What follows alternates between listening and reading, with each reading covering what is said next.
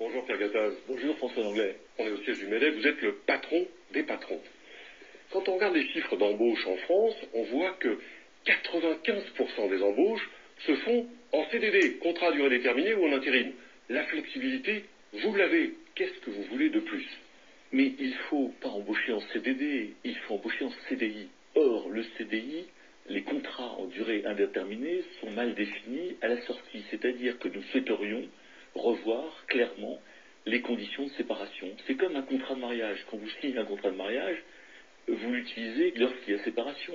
Eh bien, nous pensons que pour réduire la peur des patrons d'embaucher, qui est une vraie peur, eh bien, il faut absolument clarifier, simplifier. Allons vers un CDI qui permette dès la signature, de prévoir les conditions de séparation. C'est quoi concrètement? Donc c'est marqué dans le CDI quoi? Mais il serait marqué idéalement, si on se sépare dans 3 ans, dans 5 ans, dans 10 ans, dans 15 ans, dans 20 ans, voilà combien je vous donnerai, monsieur le salarié. Il faut accepter que nos salariés auront peut-être 3, 4, 5 employeurs dans leur vie. Et c'est pas grave, et ça ne doit pas être un drame. C'est tout ça qu'il faut faire. C'est de l'insécurité pour Mais le non, coup. parce que si vous rendez beaucoup plus flexible, si les patrons ont beaucoup moins peur d'embaucher, vous alimentez une fluidité de ce marché. Les gens partiront, retrouveront du travail. Vous savez, aux États-Unis, un de mes concurrents m'a dit j'ai embauché 4 fois la même personne. Alors ça paraît complètement incroyable. J'ai eu des problèmes de commande. Eh bien, la personne est partie, je l'ai fait partir. 9 mois après, les commandes sont revenues. Mais vous vous rendez compte? Alors nous ne sommes pas aux États-Unis. Dans un modèle européen, après tout, on n'a pas à infliger ça aux salariés. C'est-à-dire le fait de quitter l'entreprise, puis d'y revenir, de la quitter, d'y revenir. C'est aussi un stress personnel considérable, sans parler du stress financier. Mais est-ce que nous voulons créer de l'emploi en France? Oui ou non, si vous voulez? Est-ce que nous voulons... C'est la seule question qui se pose. Faut-il, Pierre Gattaz, supprimer les 35 heures? Moi, je pense que si une entreprise peut vivre avec 35 heures, elle peut se développer, être compétitive, je dis bravo, qu'elle reste à 35 heures. Mais par contre, si elle doit revenir à 38, 39 ou 40 heures, qui est la moyenne des temps de travail hebdomadaires de tous nos voisins européens... C'est que aussi en France, on est un peu plus de 40 quand on prend l'ensemble des gens qui travaillent. Alors, vous avez un problème, c'est que vous avez des heures supplémentaires qui coûtent cher, qui commencent à 35 heures, et après vous revenez sur un problème de coût du travail, qui est déjà de l'ordre de 12% plus cher qu'en Allemagne. Donc nous pensons que la meilleure solution, c'est pas de revenir à 39 heures, heure légale, c'est de dire que chaque entreprise décide avec cet objectif en tête. Bonjour à tous. Là, comme vous venez de le voir dans le petit extrait, hein, le patron du MEDEF, le responsable du MEDEF, est clair et précis. Les embauches et les contrats à durée indéterminée, dans le futur, ça va être terminé avec la loi Macron sur le travail. En langage plus clair, on va vous fabriquer des contrats à durée indéterminée, mais qui seront déterminés. C'est-à-dire, en langage plus clair, ce sera des contrats d'intérim, finalement. Sachant que la réforme sur le nouveau code du travail reste impopulaire, Monsieur Emmanuel Macron a décidé de nous l'imposer par ordonnance. L'article 38 de la Constitution stipule que le gouvernement peut, pour l'exécution de son programme politique, demander au Parlement l'autorisation de prendre par ordonnance pendant un délai limité des mesures qui seront normalement du domaine de la loi. En langage plus clair, gouverner par ordonnance permet au pouvoir exécutif représenté par la présidence de la République et son gouvernement de légiférer en contournant le pouvoir législatif que notre Assemblée nationale et notre Parlement sont censés représenter. L'emploi des ordonnances donne une habilitation législative au gouvernement qui lui permettra d'adopter la loi sur le travail sans devoir passer par l'Assemblée nationale et le Parlement. Pour pouvoir légiférer sur certaines lois sans être inquiété par le pouvoir législatif, comprenant l'Assemblée nationale et le Parlement, nos gouvernements successifs ont appris à utiliser l'article 49.3 de la Constitution, ou comme Emmanuel Macron, celui des ordonnances. Dans ce cas de figure, notre système de gouvernance démocratique s'apparenterait plus à un régime dictatorial, puisque l'opposition, dans ces conditions, n'a plus son mot à dire. Puisque tout est ratifié par l'article 49.3 ou par celui des ordonnances. L'Assemblée nationale, comme le Parlement, ne peuvent même plus s'y opposer. On impose, carrément.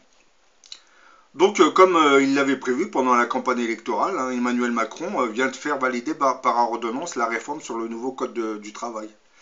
Et on se demande vraiment comment il avait pu se faire élire à la présidence en évoquant la gouvernance par ordonnance. Bah, tout simplement grâce à la stratégie de diversion développée par nos chers médias et qui consiste à nous détourner de nos vrais problèmes sociaux en surmédiatisant des faits d'actualité qui domineront le début, du moins le débat pendant la campagne électorale, hein, et qui feront les choux gras d'un front national que l'oligarchie instrumentalise depuis des années et à chaque campagne électorale, hein. Devant ce florilège d'informations à caractère parfois islamophobe et où certains intellectuels, Finkielkraut et compagnie, bien entendu, certains d'entre eux sont d'origine juive, hein, faudrait pas le nier non plus, hein. Et comme je le dis, hein, devant ce florilège d'informations à caractère islamophobe, hein, où certains intellectuels du moins venaient sur les plateaux TV pour y déverser leur haine de la religion islamique, hein, afin de conditionner les téléspectateurs en vue de les passionner sur des sujets qui ne concernaient pas le social. Ben, on finit par mieux comprendre pourquoi les Français, à force de voir ce genre de débat, avaient décidé de voter pour un candidat à la présidentielle qui osera annoncer pendant sa campagne électorale qu'il imposera son programme politique avec le système des ordonnances. D'ailleurs, je crois que même les médias n'ont pas su, du moins n'ont pas osé nous expliquer trop ce que c'était ce principe des ordonnances, hein. Puisque comme vous le savez, 90% de notre réseau médiatique est détenu par l'oligarchie, hein. L'oligarchie, pour ceux qui ne savent pas ce que ce sont nos groupes industriels et nos banquiers. Donc eux n'ont pas les mêmes intérêts que le peuple en général, hein. Donc les journalistes qui travaillent sur vos médias vont servir leurs intérêts au détriment du vôtre. C'est de la logique, hein. Bah, ce n'était pas vraiment le peuple de France qui avait voté pour Macron, mais plutôt l'oligarchie financière qui se cache derrière le réseau médiatique, hein.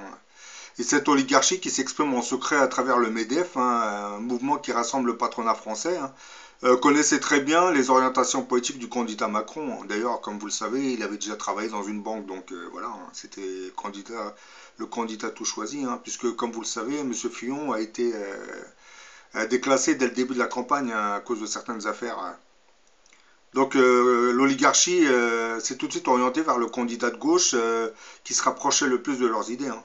On me dirait les candidats de gauche qui se rapprochent le plus de leurs idées, c'est maintenant carrément tout le Parti socialiste, hein, parce que depuis l'ère mitterrandiste, le socialisme est rentré dans le libéralisme économique, hein. Faut pas se voiler la face, hein.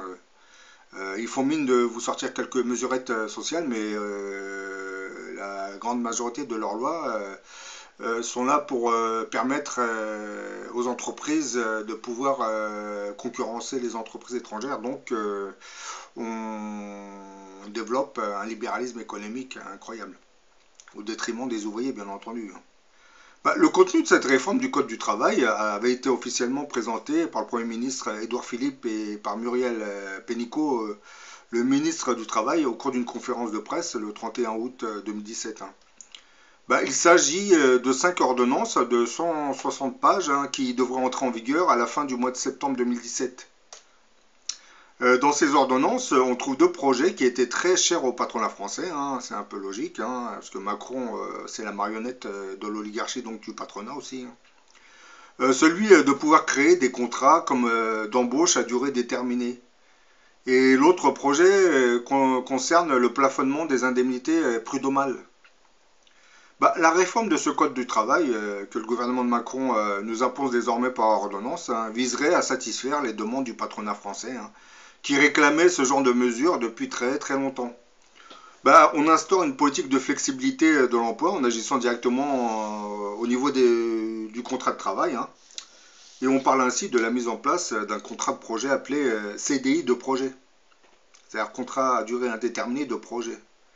Bah, le MEDEF dirigé par Pierre Gattaz, hein, avait déjà proposé la création d'un tel contrat de travail en 2013, hein. Donc ça ne date pas d'aujourd'hui, hein, c'était dans les tiroirs, hein, sauf que M. Emmanuel Macron sait ouvrir les tiroirs du patronat, hein, donc voilà. Bah, c'est ce type de contrat de travail qui est incorporé dans les ordonnances visant à réformer le code du travail, hein, qui en fait poserait un gros problème. Et beaucoup des syndicats seraient opposés à ce projet, hein. Par exemple, pour François Omeril, président confédéral de la CFE-CGC, hein, le syndicat qui représente les intérêts des cadres, hein, le CDI de projet, hein, ce nouveau contrat, est un vrai danger, comme il explique. Hein. Et dans un communiqué qu'il avait rédigé le 21 juillet 2017, il qualifiait ce projet d'intérim sans le coup. Et oui, c'est du travail par intérim en fin de compte, hein. C'est plus un contrat d'embauche. Hein. Vous stipulez que la personne va être embauchée pour un an, ensuite vous arrêtez son contrat. C'est exactement ce que nos boîtes d'intérim font au niveau national. Hein. Donc, Monsieur Macron, tout comme le patronat, ne faut que reprendre la politique des boîtes d'intérim. Hein.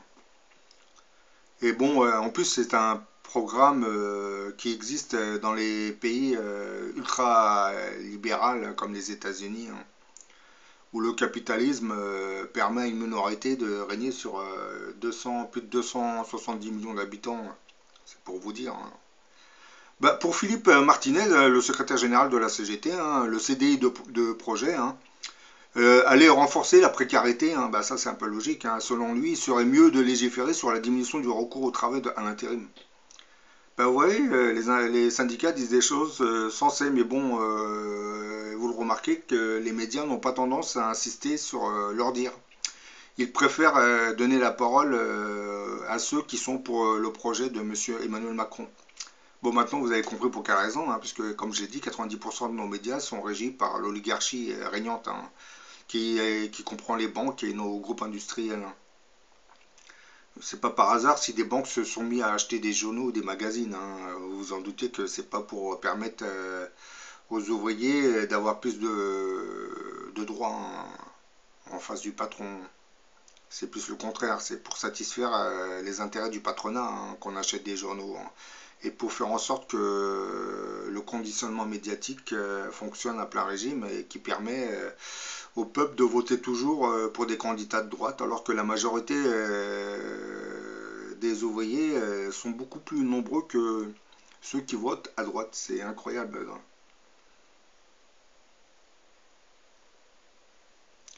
Bah, ce contrat de projet, le CDI de projet, hein, prendra en fait la forme d'une extension du CDI de chantier, également connu sous le terme de contrat de chantier.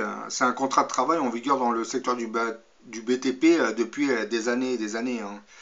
Ce contrat de CDI de CDI de projet existait déjà hein, dans le bâtiment. Dans ce secteur d'activité qu'on appelle le bâtiment, il est très difficile de recruter en CDD. Hein.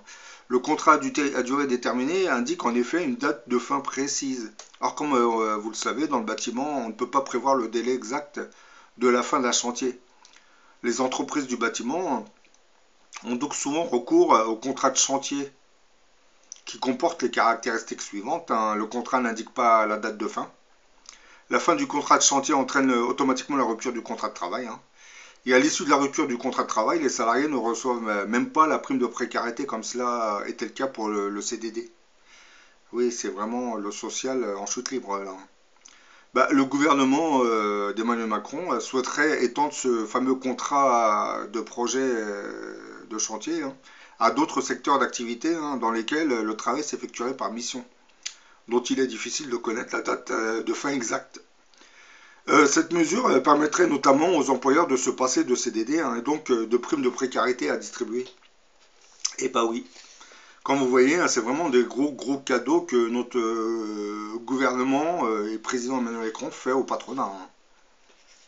Le contrat de projet est en fait un contrat de travail à durée indéterminée. CDI, hein, mais qui prend fin une fois la mission qui a justifié l'embauche est terminée. Par exemple, la durée d'un chantier.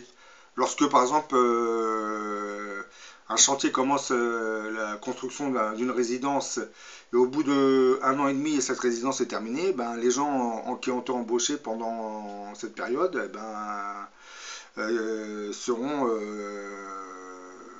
pas licenciés, mais bon, seront en fin de contrat. C'était stipulé dans le contrat qu'ils ont eu dès le début. Donc vous voyez, la sécurité de l'emploi, là, elle disparaît complètement. Donc pour les nouvelles générations, il faut qu'ils se disent qu'ils n'auront plus de sécurité d'emploi. Hein.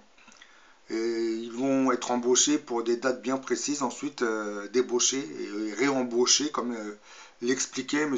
Gattaz dans la petite vidéo que vous avez entendue. Hein. Oui, comme il explique, aux États-Unis, une entreprise avait embauché 5 fois la même personne, pour dire la stupidité de la chose. Hein. Bah, en langage plus clair, fini la sécurité de l'emploi, hein, comme je viens de le dire. Hein. Désormais, le patronat ne vous embauchera plus à vie. Hein. Il arrêtera votre contrat de travail une fois votre mission terminée. Bah, Emmanuel Macron ne fait que réintroduire la notion du travail intérimaire, hein, sauf que dans la réforme sur le travail, hein, le contrat à durée indéterminée qui vous permettait de travailler dans une entreprise jusqu'à la retraite n'existe plus maintenant. Il est remplacé par une sorte de contrat d'intérim, hein, le fameux CDI de projet, hein, comme il l'appelle. Bah, l'autre projet qui avait été intégré dans ces fameuses ordonnances de Macron, hein, c'est le fameux plafonnement des indemnités de licenciement qui a toujours chagriné le patronat. Hein.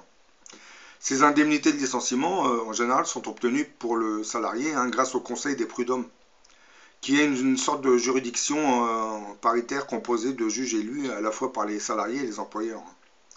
Bah, cette juridiction du travail a une compétence d'attribution pour trancher sur les litiges du droit au travail, hein, du moins du travail. Elle juge de la rupture des contrats de travail, hein, elle étudie les dossiers de licenciement abusif hein, inhérents aux salariés. Le licenciement pour cause réelle et sérieuse, pour faute grave ou pour faute lourde, est donc soumis à un contrôle.